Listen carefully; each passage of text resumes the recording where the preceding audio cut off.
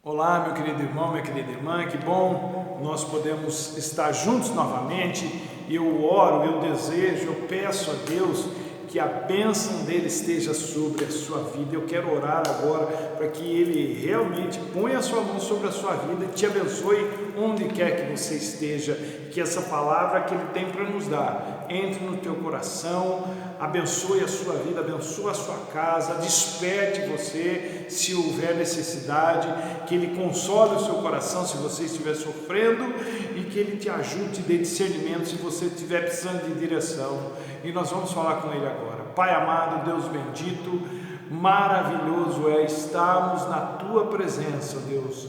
Nós precisamos agora que o teu Espírito, ó Deus, chegue onde essa pessoa está e toque nessa vida, abençoe, ó Deus, põe a tua mão, ó Deus, sobre esse coração, essa alma, esse espírito, esse corpo, ó Deus, e traga saúde, traga bênção, traga discernimento espiritual, traga livramento, libertação, em nome de Jesus. E tudo aquilo de bom que acontecer nessa vida será motivo de nós darmos glórias a teu nome em Cristo Jesus. Recebe a nossa gratidão, ó Deus, e recebe as nossas orações em nome de Jesus. Amém e amém. O texto que Deus nos deu para ministrar, que eu gosto muito desse texto, encontra-se no profeta Isaías, no capítulo 6.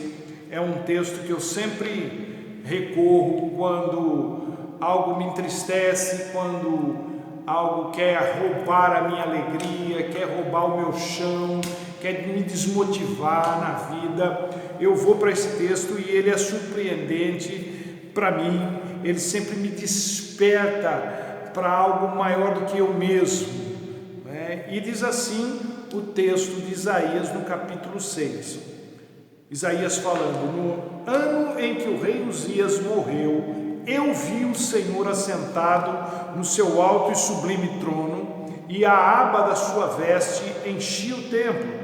Acima dele estavam os serafins, cada um deles tinha 6 asas. Com cada uma delas com 2 cobriam o seu rosto, com 2 cobriam seus pés e com 2 voavam, e proclamavam uns aos outros: Santo, Santo, Santo é o Senhor dos exércitos, a terra inteira está cheia da sua glória, aleluia.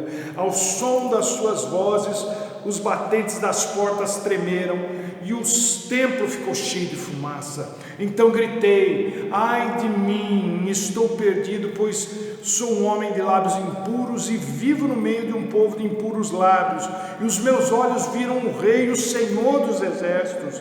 Logo um dos serafins voou até mim, trazendo uma brasa viva que havia tirado do altar com uma tenaz.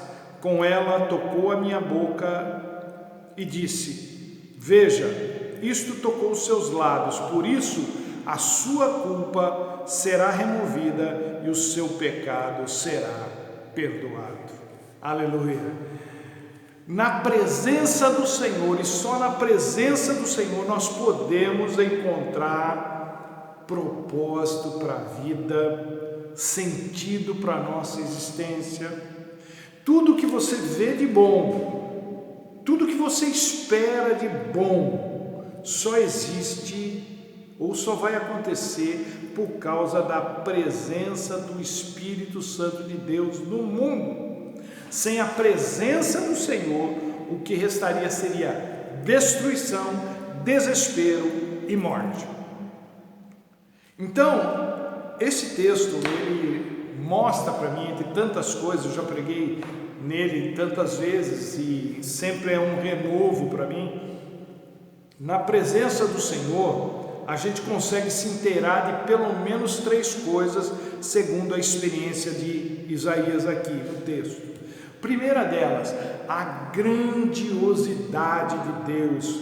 Quando Isaías tem esse arrebatamento, ele estava triste pela morte do rei Uzias e as possíveis consequências dessa morte. Mas quando ele, que estava se sentindo mal assim, ele entra na presença de Deus e tem esse arrebatamento dos sentidos, ele é imediatamente tomado por um outro sentimento um sentimento de torpor, de estupefação, de assombro, que o faz esquecer de tudo o que estava acontecendo fora dali, tudo o que ele estava passando, todo aquele sentimento, aquela carga, aquele peso que ele estava sentindo, some instantaneamente assim que ele entra na presença do Senhor. E o lugar ali onde Isaías se encontrava, o templo, ele foi tomado pela glória do Senhor, no texto aqui simbolizado pela expressão aba da sua veste, não é? A glória do Senhor. O Senhor estava sentado no seu alto sublime trono, e então eu sempre uso desse expediente. Eu tenho uma prática de quando eu leio qualquer coisa, um livro, ou leio a Bíblia, e eu vejo uma cena que me chama a atenção, eu tento me imaginar nela, eu tento visualizar aquilo, eu faço esse exercício. Nem sempre é possível, porque a nossa mente é muito pequena para entender essa situação toda que Isaías vive aqui, mas eu tento, né? Eu quero me sentir no lugar dele, me ver contemplando a glória do Senhor. O que estava acontecendo? Qual que é o pano de fundo da história? O rei Uzias reinara em Israel por 52 anos. Foi um rei que reimplantou a adoração em Israel, e por causa disso Deus o abençoou. Então, com Uzias, Israel experimentou, viveu tempos de paz e muita prosperidade. E aqui no texto ele diz que o rei Uzias morreu, mas isso não significa que ele ainda estava reinando. Na verdade, o filho de Uzias, Jotão, já estava reinando há algum tempo, porque Uzias se tornara leproso em virtude de uma estupidez, por causa de um momento de orgulho da parte dele lá no templo, e ele estava vivendo recluso agora, já que ele estava leproso, e Jotão, seu filho, toma o seu lugar. Mas Jotão não era como Uzias havia sido no início do seu ministério, ou durante praticamente todo o seu reinado, melhor dizendo. Então Uzias tinha sido um fenômeno como rei, enquanto o orgulho não tomara conta do seu coração.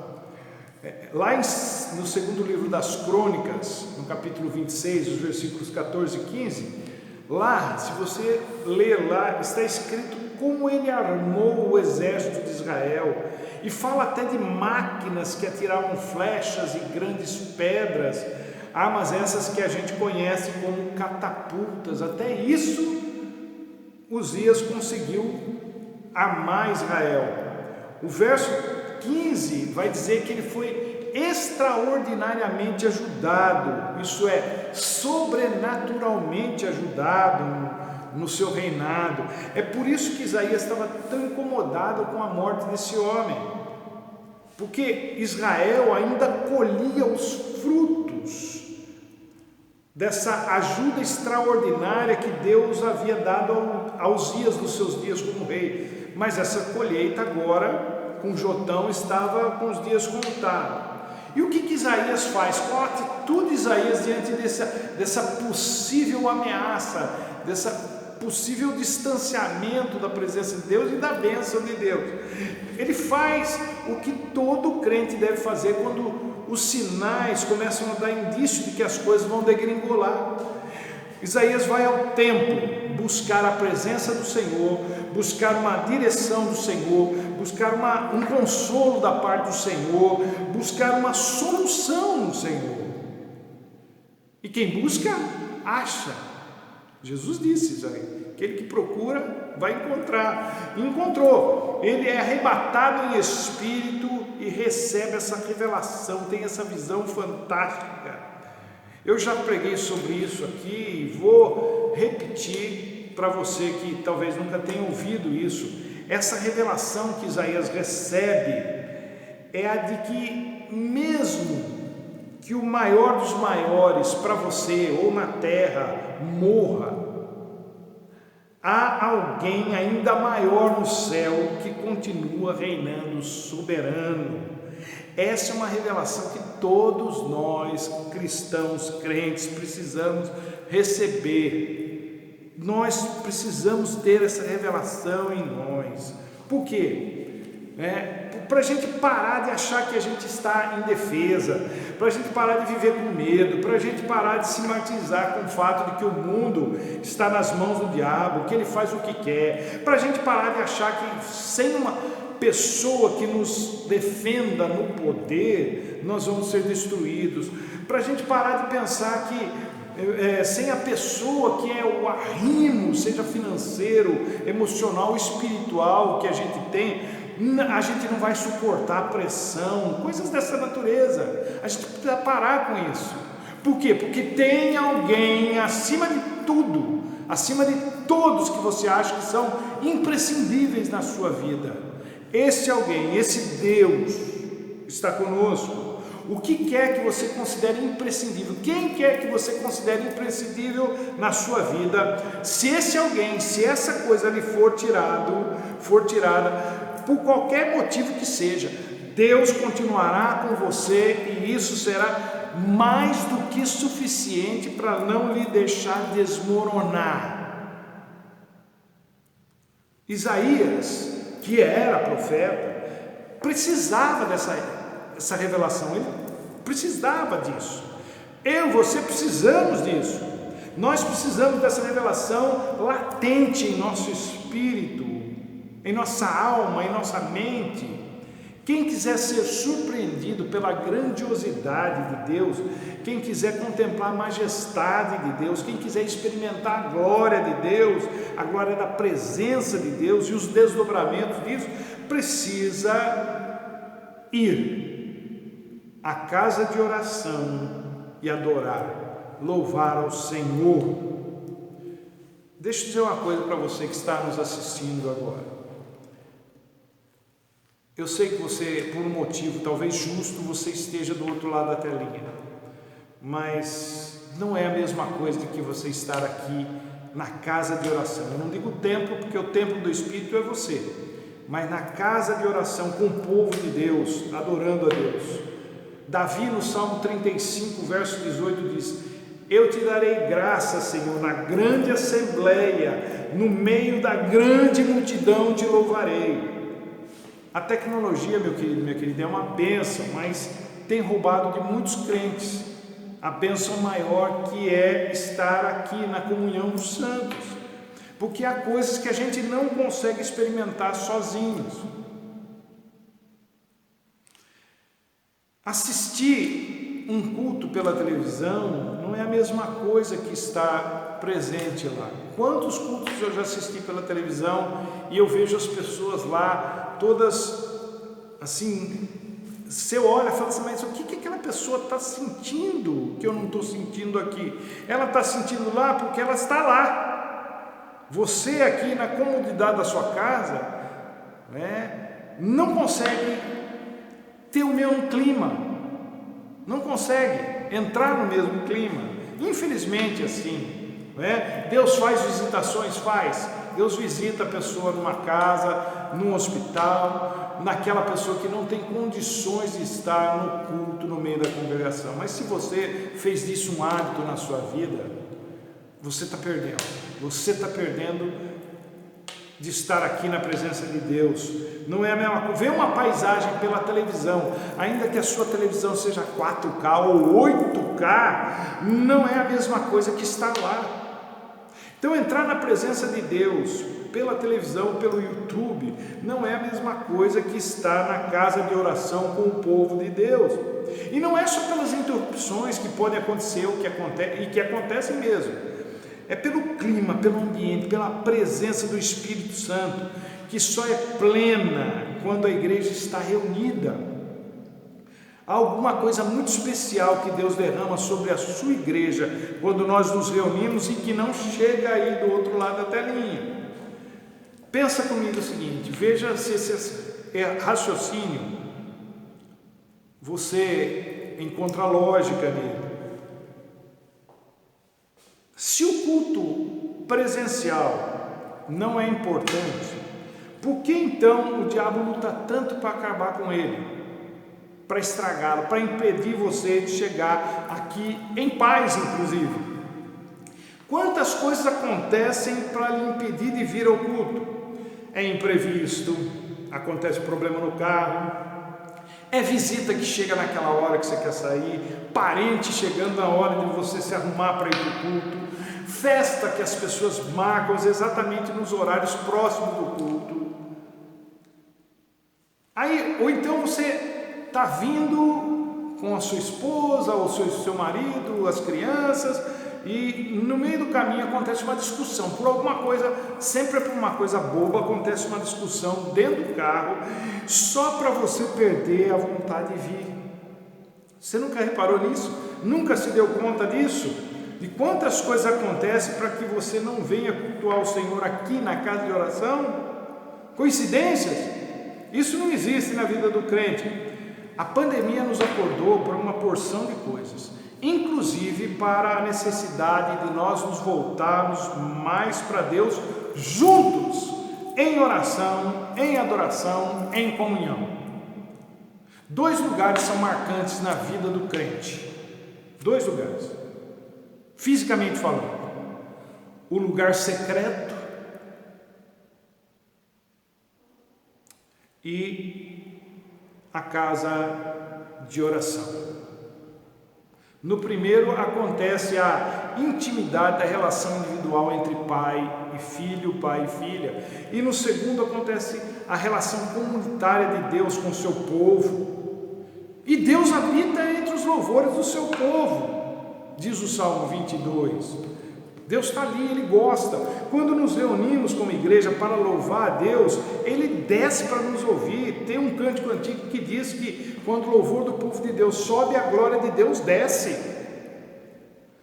Quando entramos na presença de Deus, como família, como povo, não há como ignorar a grandiosidade de Deus que se manifesta na vida das mais diferentes pessoas junto conosco, que estão junto conosco. Isaías ficou abismado com essa visão. A segunda coisa que nós nos inteiramos na presença de Deus é o quão pequeno nós somos diante da grandiosidade de Deus. Pequenos, mas não insignificantes, porque Deus jamais enviaria Jesus para morrer por alguém insignificante, por algo insignificante. Nós temos muito valor para Deus, mas comparados a Ele, somos muito pequenos. Isaías, que estava acostumado a frequentar o palácio e, portanto, estava habituado com a realeza, com as etiquetas da realeza, ele se vê aqui numa condição completamente inusitada, diferente. Eu nunca estive na presença de alguém da realeza. Deve ser bastante intimidante, mas agora aqui, diante de Deus, a coisa é muito diferente, é muito mais intimidante. Isaías fala assim: ai, ai, ai, ai, ai, eu vi o Rei, o Senhor dos Exércitos. Pensa numa figura que impõe respeito. Há muito mais do que apenas grandiosidade em Deus. Há também um quê de temor, de poder, de santidade que mais ninguém tem. Isaías viu o comandante em chefe dos exércitos celestiais. Entre tantos atributos que Deus tem, Isaías recebe o impacto da santidade de Deus e se dá conta de quão pecador ele era. E ao contrário do que isso possa nos parecer, não é uma coisa ruim, é muito pelo contrário, é algo libertador, abençoador. Não é para a gente se sentir mal na presença de Deus. Jesus já morreu pelos nossos pecados. A única razão de Deus nos revelar a sua santidade é justamente para nos fazer ver que nós ainda somos prisioneiros quando poderíamos já estar vivendo em liberdade, que nós estamos nos permitindo ser destruídos quando não há mais por que deixar que isso aconteça. Deus quer nos levar para a nossa liberdade e abundância de alegria. Santo, santo, santo é o Senhor dos exércitos. A mesma fala de Apocalipse 4:8, onde os serafins proclamam isso ininterruptamente, todo o tempo todo, sem intervalos, sem pausas, sem descanso. E esse é o único atributo de Deus que é repetido dessa maneira. Não vai encontrar passagem nenhuma falando: amor, amor, amor, fiel, fiel, fiel, bom, bom, bom, embora Deus seja amor, como diz João, seja fiel, seja bom. Dizer que Deus é santo uma vez só não é o suficiente para descrever a santidade, não faz jus à santidade de Deus. Ele é santo, santo, santo, infinitamente santo, ininterruptamente santo. Tudo que diz respeito a Deus é santo. O lugar onde Deus está é santo. Portanto, se Deus está aí, como Ele está aqui, o lugar onde você se encontra está santificado. A palavra de Deus é santa. Portanto, se você está recebendo o que Deus diz para você através dessa palavra, isso está sendo santificado. As promessas de Deus são santas. Portanto, se há promessa de Deus na sua vida ou para a sua vida, essa promessa ela é santificada. O povo de Deus é santo. Portanto, se você tem Jesus na sua vida, você está santificado. É assim que a coisa acontece, gente. Onde quer que a santidade de Deus toque, fica santo. Isso é separado, aquilo se torna algo separado para Ele. Deus nos fez santos em Cristo Jesus, isso é, Ele nos separou do mundo para Ele, em Cristo Jesus e por causa de Cristo Jesus. Ele é santo, santo, santo e nos toca para que sejamos santos também. De uma forma bem tosca, bem rudimentar, eu diria que assim como não se pode ir à presença de uma autoridade de qualquer jeito, a única maneira de nos apresentarmos a Deus, de termos acesso a Deus, é nos tornando santos em Cristo Jesus. E uma terceira e última coisa, que nós nos inteiramos na presença de Deus, é o quão gracioso esse Deus é para conosco. Deus é de uma grandiosidade incomensurável e de uma santidade incomparável, mas também de uma bondade, de uma graça infinita. E ao mesmo tempo em que a santidade de Deus não pode ser manchada, aviltada, desonrada de jeito nenhum, ela não nos destrói e nem nos lança no inferno quando nós nos deparamos com ela. Isaías achou que ia ser consumido ali mesmo, mas não. Um dos serafins voou até ele trazendo uma brasa viva tirada do altar com uma tenaz e com ela tocou os lábios de Isaías. A sua culpa será tirada e o seu pecado perdoado, foram as palavras do serafim para Isaías. Entenda isso, meu querido e minha querida. Quando o sangue de Jesus tocou a sua vida, a culpa que estava sobre você foi tirada e o seu pecado foi perdoado. A morte eterna já não tem mais poder sobre você. Isso é pura graça de Deus para conosco. Agora não há mais condenação para aqueles que estão em Cristo Jesus. Palavra de Paulo aos Romanos, capítulo 8, verso 1. Salmo 103, 12. Como o Oriente está distante, longe do Ocidente, assim Deus afasta para longe de nós as nossas transgressões. Então dizer que Deus é bom é pouco, é muito pouco. Ele é de uma bondade exponencial, extraordinária. Ele é transcendente e ao mesmo tempo imanente. Isso é, ao mesmo tempo que ele é tão aparentemente inacessível, é o Deus dos exércitos, comandante em chefe dos exércitos, tão além de tudo o que a gente possa imaginar, ele interage conosco, ele se importa conosco, ele luta por nós, ele cuida da gente, ele está do nosso lado. Tudo isso por causa de Jesus Cristo. Levítico 17, 11 diz que a vida da carne está no sangue, e está mesmo no sangue de Jesus.